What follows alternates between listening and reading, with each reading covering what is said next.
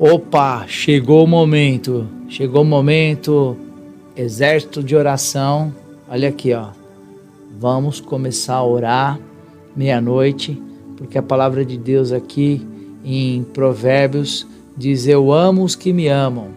Capítulo 8, versículo 17. Eu amo os que me amam e que de madrugada me buscam, me acharão. Então, nós vamos começar a orar na madrugada. Prepara aí para você entrar nesse momento da oração da madrugada, tá bom?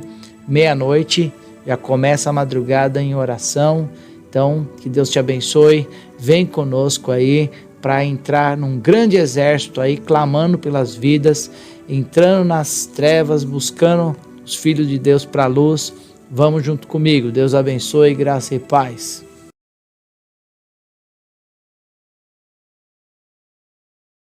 Glória a Deus. De manhã eu ministrei uma palavra falando sobre a arca, né? E aí eu fiz uma pergunta, né? E eu quero fazer essa pergunta novamente para vocês aqui. Eu quero fazer a pergunta: quem entende sobre o que significa a arca, a importância da arca, qual é o sentido da arca? Qual que é o uso dela assim na igreja? Quem entende bem claramente aí, levante a mão. Então vamos lá, quem precisa entender um pouco mais sobre isso, levante a mão. Amém. Então, alguns levantaram e uma grande maioria levantou a mão que precisa entender. Então, antes de eu pregar sobre qualquer coisa relacionada à arca, né? Hoje nós colocamos ela aqui porque é época de celebração de tabernáculos, é época de ceia, é época de uma renovação da aliança, é um período muito importante no calendário judaico. Então eu coloquei a arca hoje aqui, eu e a Simone, decoramos ela, mas nós queremos ensinar o porquê, qual é o sentido dela. Então, quando Moisés subiu no Monte Sinai para pegar as tábuas da lei, ele ficou 40 dias no Monte Sinai ali com Deus, escreveu as tábuas da lei. Na hora que ele estava descendo, ele viu um povo se corrompendo, se prostituindo e quebrou as tábuas da lei, não foi? E depois Deus foi e falou para ele: construa uma arca e coloque lá as tábuas. E aí ele foi e copiou o que Deus tinha mandado, ele copiou as tábuas da lei de novo e colocou dentro da arca. Então, as tábuas da lei era colocada dentro da arca da aliança. E Deus estabeleceu para Moisés fazer essa arca. E por que tem os dois querubins? Qual que era o formato? Todas essas medidas dessa arca aqui, às vezes ela não passa em alguma porta. Quando a gente vai guardar lá no almoxarifado, é uma dificuldade, porque essas medidas são as medidas originais da Bíblia. Falaram para mim: você deveria ter feito um pouco menor para passar nas portas. Mas a gente fez na medida da Bíblia. Então ela tem um côvado e pouquinho assim, 2 côvados assim, um côvado e meio de altura. Os anjos, eles ficam prostrados. Por que os anjos ficam prostrados? Num sinal de reverência ao que simboliza a presença. Se o anjo estivesse em pé assim, talvez algumas pessoas iriam adorar a arca, iriam adorar o anjo. Mas imagine, se o anjo está prostrado, quando você se prostra, você não está prostrando diante do anjo, você está prostrando-se do lado do anjo. Então, todo esse sentido ela era feita de madeira de acácia e revestida de ouro batido, tudo com o seu sentido. As argolas laterais, os varões, tudo isso para ser carregado no ombro do sacerdote, simbolizando a presença de Deus. Então, quando Moisés fez o tabernáculo, ele fez um tabernáculo que era de pano, com 66 pilares de madeira, como se fosse, vamos dizer assim, umas 4 vezes maior que essa igreja aqui, de tamanho. E tinha um tabernáculo também, aonde entrava no santo lugar e depois no santo dos santos, uma tenda. Na entrada desse espaço, fazia um sacrifício de carne de animal. Geralmente de um animal, para entrar na presença, eles sacrificavam no altar, subia num alpendre assim e sacrificava. Então o sacerdote, ele sacrificava, entrava, e aí quando ele ia entrar no santo lugar, ele lavava as mãos em bacias de bronze, simbolizando a purificação da água. Então, para entrar na presença tinha o sacrifício da carne. Para entrar na presença tinha o sacrifício da carne. Depois, para entrar no santo lugar, tinha a purificação na água, nas bandejas de bronze. E quando ele entrava no lugar, tinha um candelabro desse. Só que o candelabro dessa altura, eu vi o tamanho original lá quando eu fui para Israel, candelabro de ouro dessa altura, com copinhos, 7 copinhos, onde era colocado azeite, ficava aceso, o azeite mantinha aceso cada candelabro. Tinha um pão com 12 pães, simbolizando as 12 tribos de Israel, e existia também o incensário, que ficava queimando o incenso, simbolizando a oração do povo, né? E quando ia entrar no Santo dos Santos, a arca de Deus estava lá dentro do Santo dos Santos.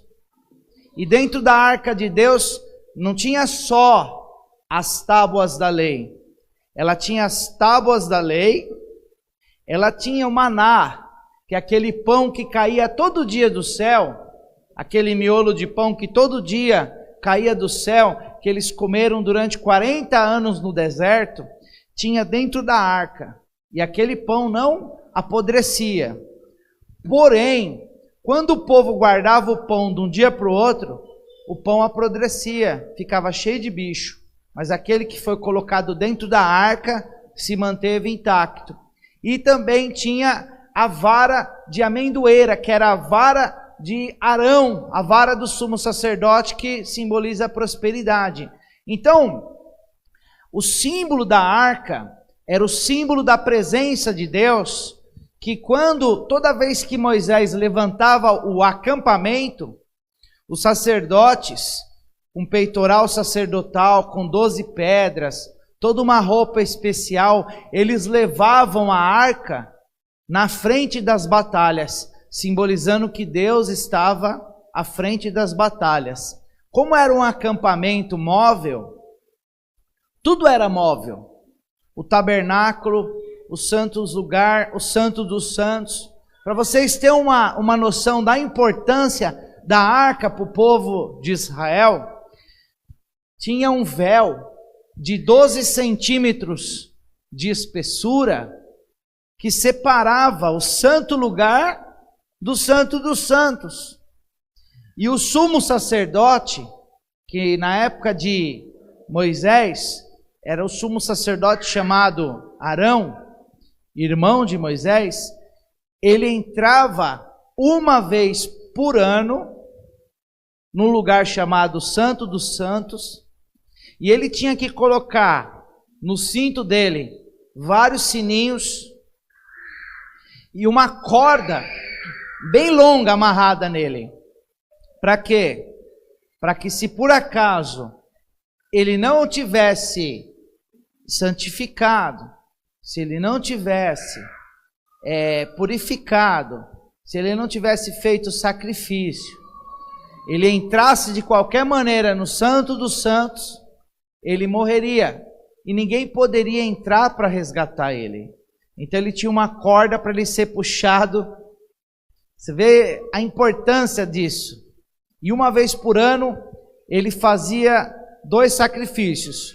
Um por ele, para que ele pudesse estar santificado, um sacrifício de um animal sem mácula, um animal puro, sacrificado, um cordeiro.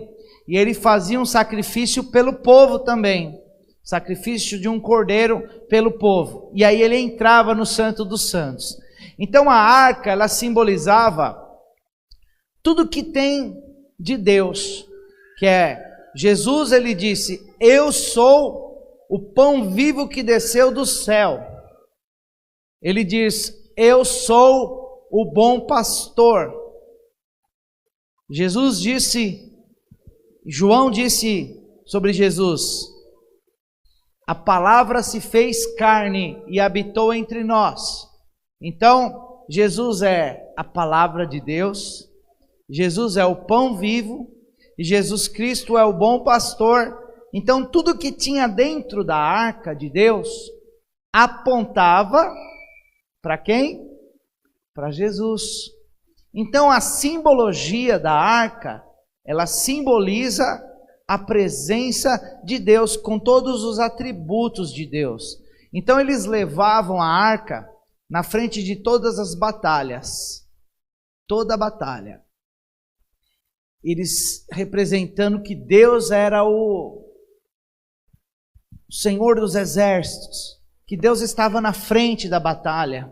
Porém, muitos anos depois, eles levando a arca, no período do rei Saul se desviou da presença de Deus, né? O rei Saul perdeu o temor a Deus e quis levar a presença mesmo sem estar com a presença. E o povo de Israel foi na fé, foi acreditando, e eles perderam a batalha para os filisteus. Os filisteus tomaram a arca de Deus. E foi levado a arca diante do templo de Dagon. Então eu queria que vocês agora abrissem a Bíblia de vocês em 1 Samuel, capítulo 5, aonde eu vou estar fazendo a leitura desse capítulo para vocês. E o tema de manhã foi falando sobre a arca, né? Agora o tema para vocês ainda não é o fim. Parecia que o povo de Israel tinha perdido a batalha, parecia que Deus iria ficar envergonhado, parecia que Deus estava ali colocado num templo de Dagon, um templo que era um templo pagão. Parecia que os filisteus tinham vencido a batalha e que o Senhor dos exércitos agora estava lá diante de Dagon, assim todo imponente. Então vamos ler ali, 1 Samuel capítulo 5, versículo 1. Deixa eu tirar o microfone aqui, porque eu sei que ajuda mais, né? Vocês estão vendo bem aí, né? Vamos lá. Depois que os filisteus tomaram a arca de Deus, eles a levaram de Ebenezer para Asdod e colocaram dentro do templo de Dagon, ao lado da sua estátua. Quando o povo de Asdod se levantou de madrugada do dia seguinte, lá estava Dagon caído, rosto em terra, diante da arca do Senhor. Eles levantaram Dagon e o colocaram de volta no seu lugar.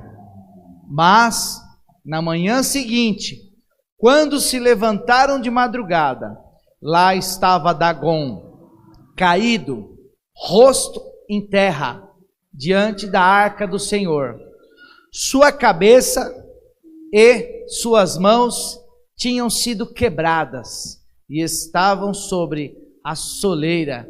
Só o seu corpo ficou no lugar. Por isso, até hoje, os sacerdotes de Dagon e todos os que entram em seu templo, em Asdod, não pisam na soleira. Depois disso, a mão do Senhor pesou sobre o povo de Asdod e os arredores, trazendo devastação sobre eles e afligindo-os com tumores.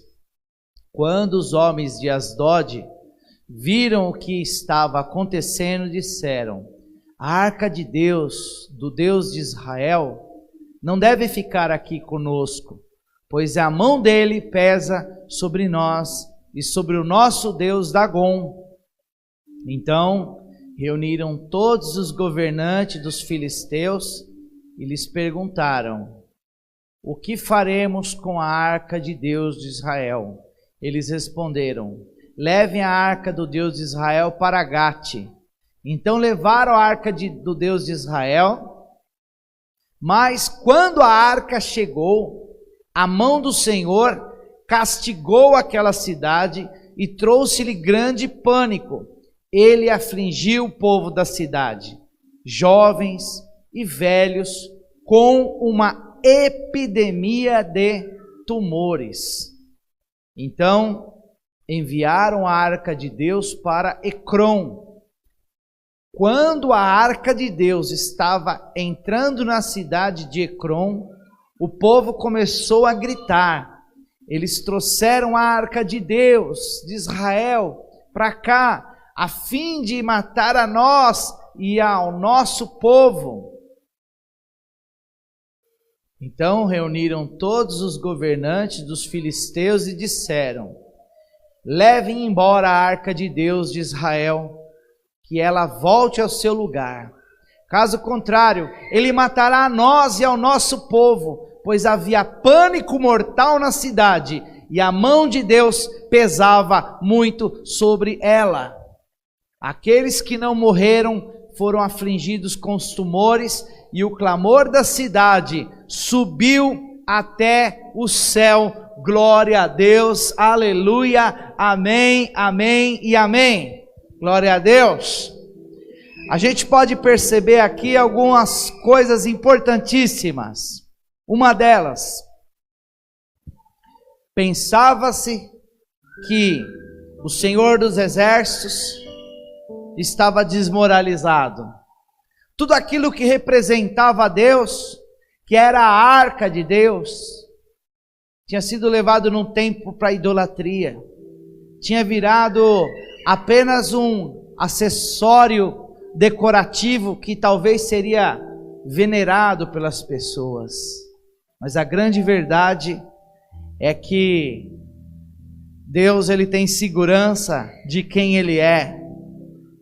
E a segurança de quem confia em Deus, mesmo estando diante de um Deus estranho, mesmo estando aparentemente derrotado, conhece a essência de ser arca, conhece a essência de ser templo do Espírito Santo. E ali aquela arca foi colocada diante de Dagom, que simbolizava o Deus da fertilidade.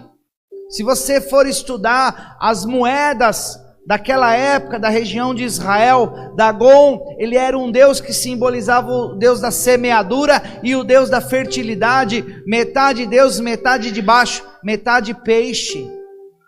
E esse Deus estava exaltado diante da arca, mas como a palavra de Deus diz que de Deus não se zomba, e toda língua confessará e todo joelho se dobrará. E aquela estátua foi colocada, a arca diante daquela estátua. De repente na madrugada eles escutam um barulho. Eles escutam um barulho falando assim: olha, o barulho foi no templo de Dagom. Eles chegam de madrugada e eles olham aquela grande estátua caída diante da arca. E eles levantam a estátua. Talvez deve ter balançado, né? Talvez passou um vento, teve um tremor de terra. Vamos colocar a estátua. Colocaram a estátua. E no outro dia, a estátua estava caída de novo, somente sua cabeça cortada, rolada até a soleira, e as suas mãos cortadas, roladas até a soleira, e uma estátua caída, para mostrar que realmente aquilo que Deus faz, Deus vai se revelando a grandeza dele, porque até diante do inimigo não há quem possa permanecer de pé, diante daquilo que representa a presença de Deus. E aí, o povo começou a entender, e começaram a ser afligidos. Nessa tradução diz grandes tumores.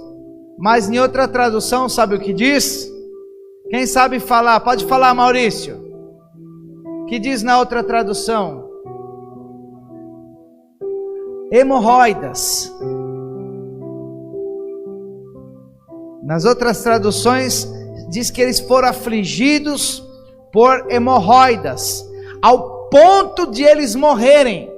Então ali aquilo que representava a fertilidade, aquilo que representava, eles quiseram envergonhar o Deus de Israel, eles quiseram fazer uma chocarrice, eles quiseram desqualificar a grandeza de Deus, e Deus, ele continua sendo Deus. Deus tem segurança de quem ele é, e a arca de Deus colocada diante de Dagon, diante do templo de Dagon, além do Dagon cair, as suas mãos ficarem cortadas, a sua cabeça ficar cortada, aquele povo começou a ter tumores em forma de hemorroidas, ao ponto de morrer, ficarem podres por dentro, ao ponto de toda a nação morreu. Os reis estavam com hemorroida, todos estavam ali aflitos e angustiados e envergonhados. E eles falam: vamos levar a arca para Ecrom, talvez seja essa cidade que é maldita, vamos levar. E quando a arca chega para Ecrom, quando a arca chega para outra cidade, todo mundo fica infectado e todo mundo começa a morrer de tumores. Vai para outra cidade, começa a morrer, e ali diz que todos os filisteus clamaram ao Deus vivo, tiveram que reconhecer a grandeza de Deus. Mesmo que alguém falha e perca a unção, Deus, ele continua sendo Deus. Deus, ele continua sendo glorificado. E aquilo que representava a presença de Deus mostrou que ainda não era o fim, porque ainda que Saul como rei falhou, Saul como rei perdeu a unção, Saul como rei perdeu a sua autoridade, mas a representatividade daquilo que era a presença de Deus, não existia Deus que poderia parar de pé diante dele, não existia reinado que não se curvasse à grandeza de Deus, mesmo que Israel não estivesse sendo digna de carregar a arca, porque a arca foi tirada porque Israel não soube valorizar a presença de Deus. E quando nós não sabemos valorizar a presença de Deus, começa a acontecer situações de vergonha na nossa vida. E aquele povo não reconhecia a grandeza de Deus. E devido a eles não reconhecer a grandeza de Deus, eles começaram a ficar humilhados. O que isso representa para a nossa vida? Se nós queremos ser arca de Deus, se nós conhecemos o Evangelho de Deus, nós não podemos ter ídolos, altares, deuses estranhos no nosso coração. O que é um Deus estranho? A promiscuidade, o vício, a profanação, tudo aquilo que é profano. Deus não consegue compactuar o profano com o sagrado. Então a grandeza de Deus, ela representa a presença de Deus. E a presença de Deus é o Espírito Santo habitando em nós. Jesus, ele é a arca. Mas em João 14, ele disse para os seus discípulos: aquele que é o pão vivo que desceu do céu, aquele que é o bom pastor, aquele que é a arca de Deus, aquele que é a palavra viva, ele disse assim: eu vou para o Pai, mas eu vou enviar o Espírito Santo, e você será a habitação do Espírito Santo. O Velho Testamento, a palavra de Deus diz que ele é a sombra das coisas futuras. Mas quando vier aquele que é perfeito, que veio, Jesus, aí nós veremos com exatidão, face a face, como no espelho. Então, O Antigo Testamento ele é alegórico, ele é figurativo, ele é de uma forma exemplar para demonstrar a grandeza de Deus que veio se manifestar através do Filho unigênito do Pai, que é Jesus Cristo. A representação da arca através do seu próprio Filho. E ele disse: eu vou para o Pai, mas eu vos enviarei o Espírito Santo. Então quem tem o Espírito Santo de Deus, quem reconheceu Jesus, quem nasceu do Espírito, tem o Espírito Santo de Deus na sua vida. Você é a arca de Deus aqui. Você é a presença de Deus sendo levada para os lugares. Só que se há deuses estranhos, se há um Deus estranho, se há alguma coisa profana na sua vida, começa a vir vergonha, começa a vir situações difíceis, porque a palavra de Deus diz que Deus não compactua com deuses estranhos. Ele diz: eu sou um Deus ciumento. Eu tenho tantos ciúmes. No mandamento, em Êxodo capítulo 20, versículo de número 4, ele diz assim: eu sou um Deus tão ciumento que eu visito a maldade dos pais até na 3ª ou 4ª geração. De tantos ciúmes que eu tenho, se você venerar outro Deus além de mim. Então quem tem o Espírito Santo de Deus, quem tem a arca de Deus, não pode permitir as coisas profanas da sua vida. Quer queira adoração espiritual, musical, sexual, qualquer segmento, Deus quer exclusividade. E aí, nós que somos arca de Deus, nós que conhecemos o Evangelho, tem um versículo muito forte para a nossa vida, para nos chamar a atenção, porque o propósito dessa mensagem, ele tem 2 sentidos. Ainda não é o fim. Parecia que o povo de Israel, de manhã eu não usei esse segmento, Tarso, mas quando eu estava orando à tarde, Deus falou para mim: a palavra de Deus se renova toda manhã. Então os seus filhos que vêm nos 2 cultos, eles precisam receber uma porção dobrada. O povo de Deus parecia que tinha perdido, o povo de Deus parecia que ia ser envergonhado, parecia que não tinha grandeza no Senhor dos Exércitos, mas a arca começou a ser reconhecida, a presença de Deus foi mais reconhecida do que nunca pelos filisteus. No momento de dificuldade, é momento de revelar a grandeza de Deus na sua vida, porque no momento de dificuldade, a arca sozinha, diante de Dagon teve que cair por terra, foi para outra cidade, todo aquele povo ficou cheio de tumor, cheio de hemorroida, tiveram que reconhecer a grandeza de Deus, E aí, 2 Pedro, capítulo 2, versículo 21,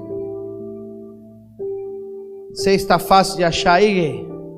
2 Pedro, capítulo 2, versículo 21, diz assim, olha que profundo: melhor seria se nunca tivesse conhecido, do que conhecendo se desviar do mandamento que te foi dado. Então essa palavra é para gerar no seu coração: ainda não é o fim, ainda existe esperança. Mas não brinca. Quem é a arca? Quem é a arca de Deus? Não brinca não. Tenha temor a Deus. Não leve levianamente. Não pense que ter o Espírito Santo é qualquer coisa. Uma vez o Rodrigo falou assim para mim, que um versículo mudou a postura dele. Pastor Rodrigo, ele estava lá, comendo à vontade, tudo que punha na mesa dele.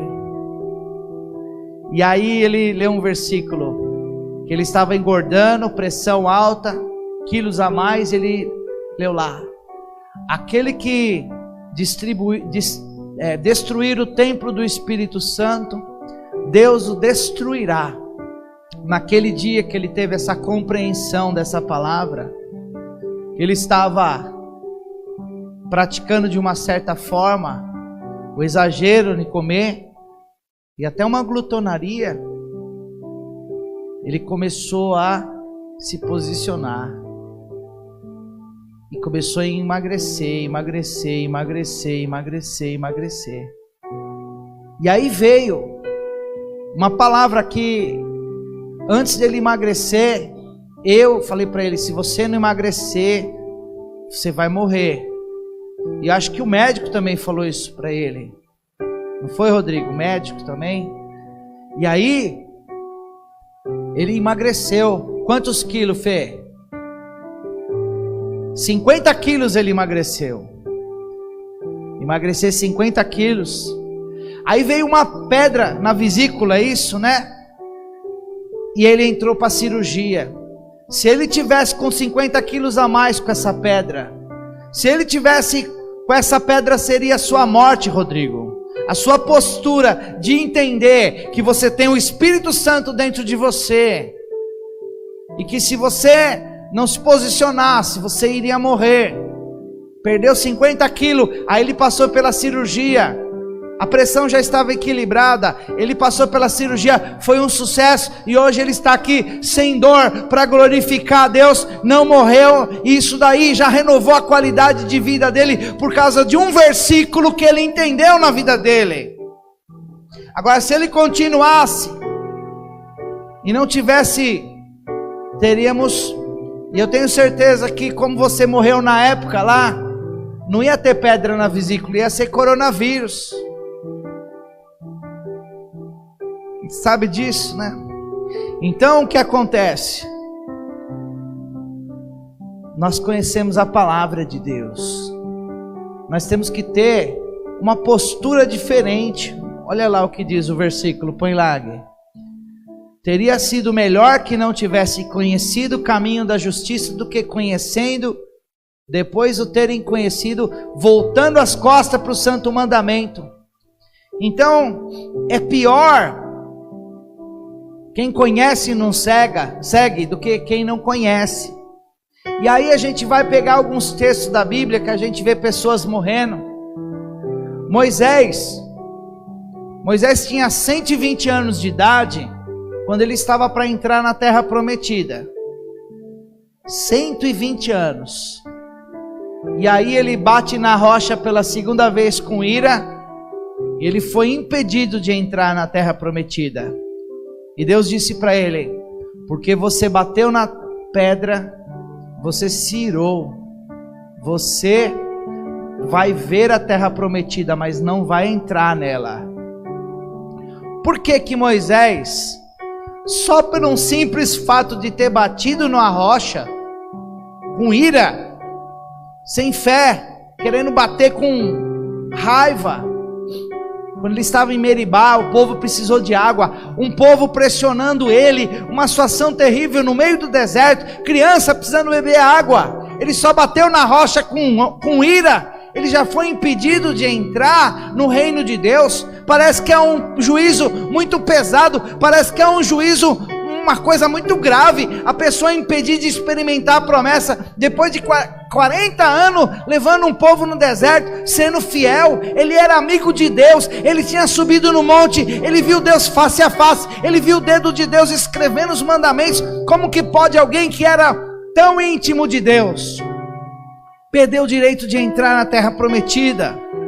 Porque a Bíblia diz assim: a quem muito é dado, muito será cobrado.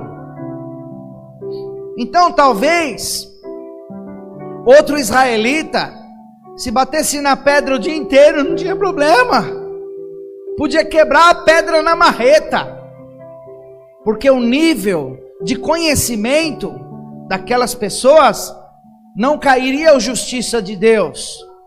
Quem conhece tem muito mais responsabilidade, porque existe a questão de testemunho, existe a questão de história com Deus. Existem algumas coisas que, se o novo convertido faz de errado, não tem problema, mas se eu fizer, é grave.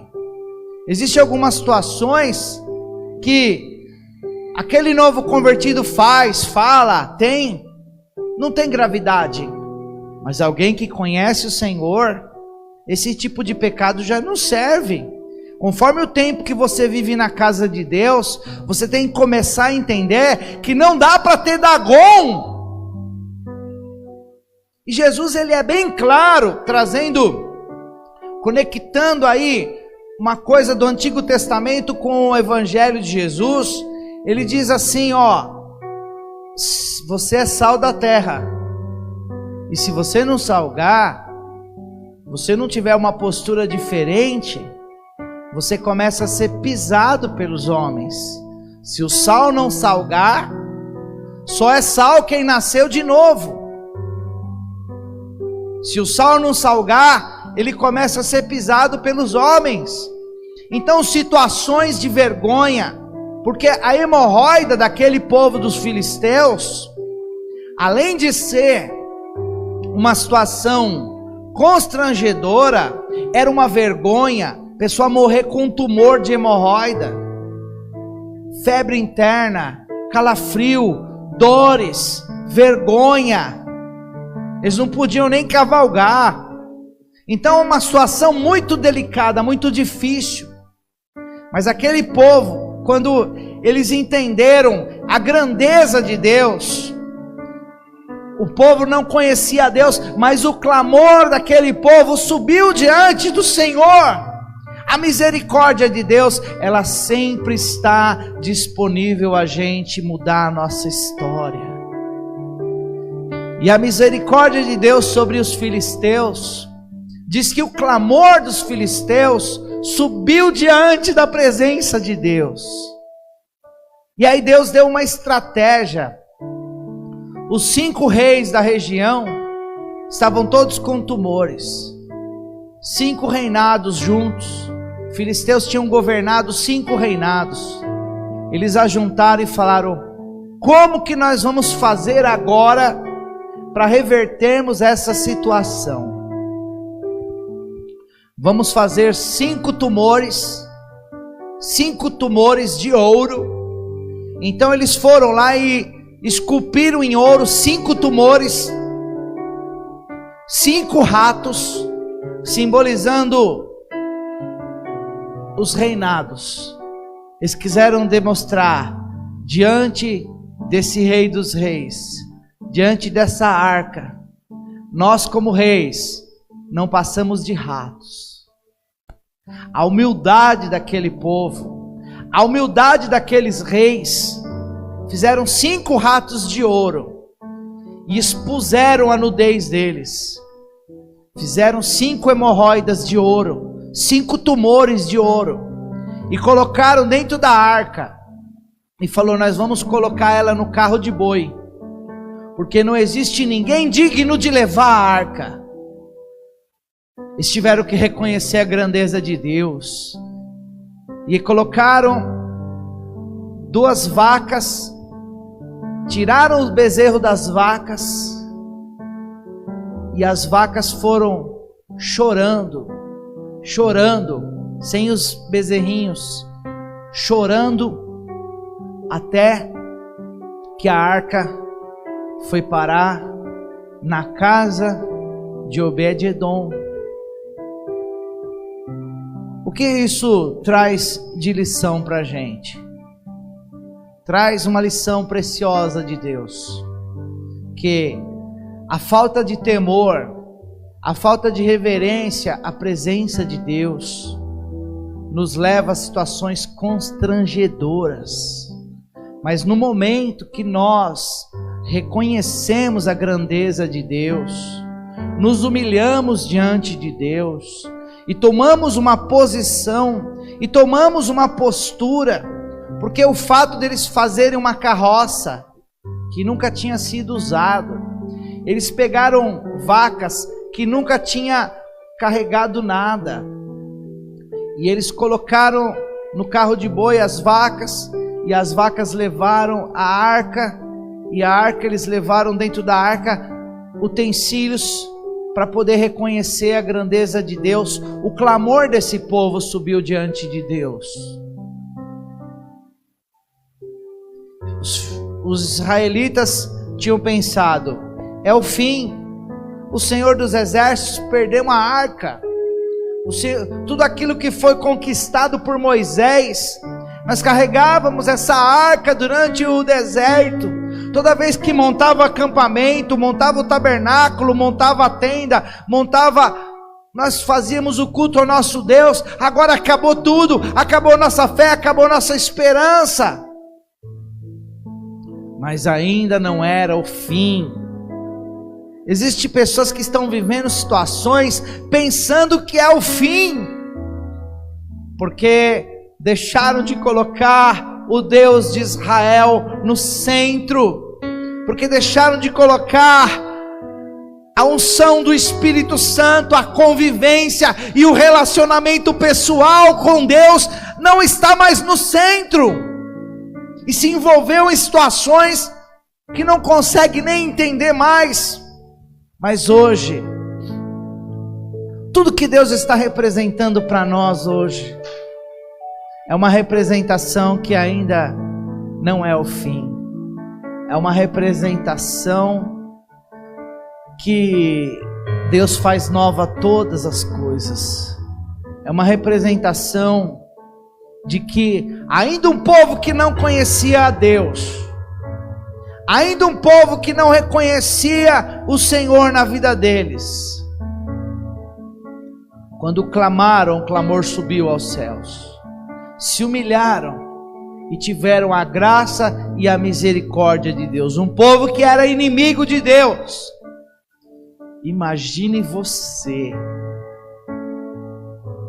que é lavado no sangue do Cordeiro. Imagine você, que é o templo do Espírito Santo de Deus. Imagine você, que é a menina dos olhos de Deus. Imagine você, que foi escolhido ainda quando estava no ventre da sua mãe. O que Ele não pode fazer na tua vida? O que Ele não pode mudar a tua história? O que Ele não pode mudar na tua família, na sua situação? Reverter a situação de vergonha, porque aquele povo que tinha as hemorroidas, também além de ser um tumor terrível que eles estavam morrendo, tinha uma vergonha muito grande. Mas a palavra de Deus, ela diz que para cada dia de vergonha, Deus tem preparado uma dupla honra. Mas para se viver essa dupla honra, ela pode ser uma frase de expressão para levantar o povo, mas a dupla honra, ela só é manifesta quando ela tem arrependimento, reconhecimento e mudança de atitude. Não adianta nós queremos mudar a nossa situação tendo as mesmas atitudes. Para que eu venha mudar uma situação na minha vida, para que Deus venha fazer o que Ele nunca fez até hoje, eu preciso tomar aquela atitude que eu nunca tomei. Usando o exemplo do pastor Rodrigo, quantas vezes antes ele começou um jejum? Segunda-feira era o dia oficial do jejum. Queria tomar atitude, mas quando a palavra veio no encontro dele, virou uma chave na vida dele, e aí a sua postura mudou, a sua história mudou. Deus preservou a vida dele e tem mudado, tem levado ele para um novo nível. O que eu estou querendo dizer para você, que Deus, Ele não faz acepção de pessoas. Os filisteus buscaram a Deus, e o clamor dos filisteus, os filisteus representavam o pior inimigo de Israel, e o pior inimigo de Israel foi visitado pela graça, pela misericórdia de Deus, e o clamor do pior inimigo de Israel subiu aos céus. Imagina você que é filho de Deus. Ao mesmo tempo que você tem que ser humilde, você tem que entender a importância que você tem, porque o Espírito de Deus habita em você. Ao mesmo tempo que você tem que ser reconhecedor das suas falhas, não pode se ensoberbecer, você não pode se esquecer que o amor de Cristo foi revelado naquela cruz por você, que você é precioso, você foi comprado pelo sangue derramado naquela cruz. Então tem que saber a importância que você tem, sim, tem que saber o valor que você tem, sim, porque senão você começa a viver como aquele elefante de circo. O elefante de circo, quando ele é bebê, filhote, os donos de circo colocam uma estaca no chão e amarram uma corrente no seu pé. E quando ele é bebezinho, ele tenta puxar aquela corrente e não consegue. Tenta várias vezes e não consegue arrebentar aquela corrente. O elefante cresce, o elefante fica forte, mas devido a ele ter tentado puxar aquela corrente na sua infância por muitas vezes, e agora forte, grande, com uma facilidade muito grande, ele quebraria a corrente, arrancaria aquela estaca do chão, mas a sua mente ficou condicionada a uma fraqueza, a sua mente ficou condicionada, porque ele tentou muitas vezes e não conseguiu, e agora que ele cresceu, ele olha para aquela corrente e com uma facilidade muito grande, ele se mantém numa prisão que é muito mais psicológica, é muito mais emocional, e isso que o inimigo quer fazer. O inimigo quer colocar a dúvida sobre as promessas de Deus na sua vida. O Satanás tentou fazer isso com o próprio Filho de Deus no deserto. Se tu és filho de Deus, transforme as pedras em pães. Se tu és filho de Deus, se atire daqui que os anjos te pegarão.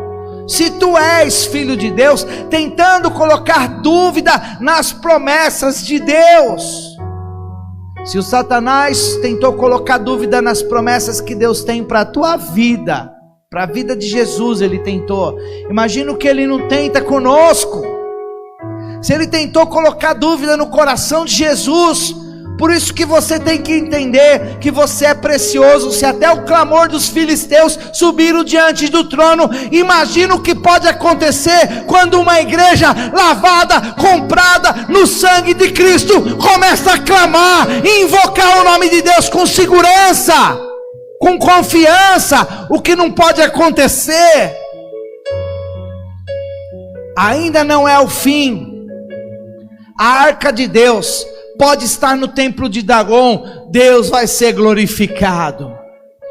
A arca de Deus está no meio dos filisteus, aparentemente uma derrota no povo de Deus. Fica tranquilo que ainda não é o fim, porque a palavra de Deus diz que ainda que você esteja passando por a maior dificuldade na sua vida, você vai se lembrar que a vontade dele, ela é boa, perfeita e agradável, e aquele que começou a boa obra em sua vida é fiel para terminar. Aquele que começou uma boa obra na tua vida, ele é fiel. Então, se você crê, essa palavra é para você. Dê um glória a Deus mais forte que você puder, e um grito de júbilo, aleluia, aleluia. Ainda não é o fim. Pode parecer que se perdeu tudo, ainda não é o fim. Eu olho cada um aqui, um pouquinho do que eu sei que Deus fez na vida de cada um. Eu ficaria a noite inteira contando os testemunhos que eu sei de cada um aqui. Tem testemunho que não dá nem para contar, de tão tremendo que foi o que Deus fez. Mas vocês são um milagre de Deus. E o milagre de Deus, comprado pelo sangue de Cristo, vai cear nessa noite. A simbologia do pão sem fermento e do suco de uva aponta por que Jesus quis que deixasse de ser sacrificado animal no templo. Por que Jesus quis que fosse o pão? Por que ele quis que fosse o suco de uva? Porque ele queria fazer uma representatividade. Quando ele disse: eu sou o pão e eu sou o suco de uva, a hora que vocês comerem, simboliza que eu estou dentro de vocês. Ele não quer estar ao teu lado, ele não quer caminhar junto de você, ele quer habitar dentro de você. Ele escolheu um lugar para habitar, que é você. Ele escolheu um lugar para morar, que é dentro de você. Ele quer habitar dentro de você. Ele quer fazer morada na tua vida. Ele diz na palavra dele que ele quer te chamar templo do Espírito Santo de Deus. Templo do Espírito de Deus. Habitação do Espírito Santo. Então, que esta ceia nessa noite seja um acerto seu com Deus tão grande que você saia daqui andando, sentindo a presença, sentindo o Espírito dentro de você, sentindo o prazer de dizer não para Dagon, dizer não aos filisteus, quer queira no templo, quer queira fora dele. Você será a representação da arca de Deus. E quando a arca de Deus foi para o lugar certo, foi para a casa de um filisteu, em Obed-edom, a arca de Deus fez com que aquela casa prosperasse de uma tal maneira que chamou a atenção do rei Davi. O rei Davi falou: peraí, o que está acontecendo ali em Obed-edom? Aquela casa está prosperando de uma tal forma porque a arca de Deus voltou para Israel. Quando você coloca a tua casa em ordem, querido, Deus começa a mudar a tua vida. Quando você coloca a tua vida espiritual em ordem, Deus começa a pôr tudo que estava bagunçado em ordem, porque Ele te movimenta, Ele te instrui, Ele te orienta, Ele guia você no seu relacionamento, Ele guia você na sua forma profissional de agir, Ele guia você até na roupa que você deve colocar, do que você deve fazer, do que você não deve fazer, porque Ele já não é alguém que assopra de fora para dentro, é alguém que fala dentro do seu coração, porque você se torna a habitação do Espírito Santo e Ele está dentro de você. Então hoje é uma ceia especial, a qual nós vamos participar, e nós vamos falar: a partir de hoje, Pai, o Senhor vai reinar em mim de uma tal forma, o Senhor vai habitar em mim de uma tal maneira, o Senhor vai ter uma comunhão comigo, eu vou ter uma comunhão contigo, que as pessoas vão ver e vão falar: esse cara é crente, essa moça é cristã, esse cara é um servo de Deus, esse homem é um servo de Deus, essa mulher é uma serva ungida do Senhor, cheios do Espírito Santo de Deus. Em nome de Jesus, que isso seja uma verdade na sua vida, que seja um concerto muito forte sobre você. Então Jesus, na noite que foi traído, Ele ergueu o pão e disse: esse é o meu corpo partido por vós. Toda vez que reunirdes em memória de mim, lembrai, e aí eu serei um contigo. O corpo de Cristo é a igreja. Não dá para ser igreja sem ser corpo. Eu estou numa sala que se chama os desigrejados. Só para falar que não pode ser desigrejado. Não tem como entrar no céu desigrejado. Porque Jesus disse que Ele vai vir buscar uma noiva lavada as vestes no sangue do Cordeiro. Ele vai vir buscar uma igreja sem mácula. E todos os desigrejados daquela sala, eles têm mágoa, rancor, criticam a igreja, criticam o pastor, criticam o profeta, criticam o apóstolo, criticam o evangelista, criticam mestres.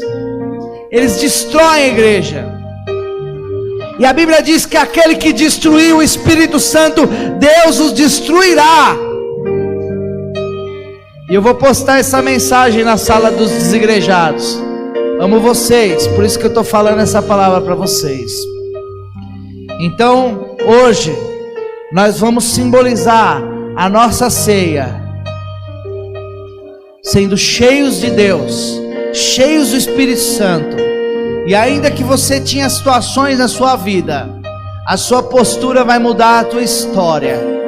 Se você está afastado, entristecido, longe, vamos orar aqui uma oração de reconciliação, uma oração de posicionamento, uma oração de postura, e a partir disso você se sinta livre para poder avançar, abandonar o pecado e ceiar. Querido Pai, eu consagro a Ti esses cálices, consagro a Ti esses pães sem fermento, no nome de Jesus. Coloco diante do Seu altar, consagrando a Ti, ó Deus, consagrando diante do Teu Espírito Santo, Deus, que esse cálice, Deus, que simboliza o sangue, que simboliza a remissão dos pecados, no nome de Jesus, ó Pai, eu peço a Ti, que venha, meu Pai, a salvação, venha a renovação, venha o posicionamento, em nome de Jesus, Pai, que a vida de Deus se manifeste, que o poder de Deus se manifeste, que a unção do Espírito se manifeste, quando seus filhos ceiarem, eles sintam a renovação, a presença e a unção de Deus, em nome de Jesus, amém, amém.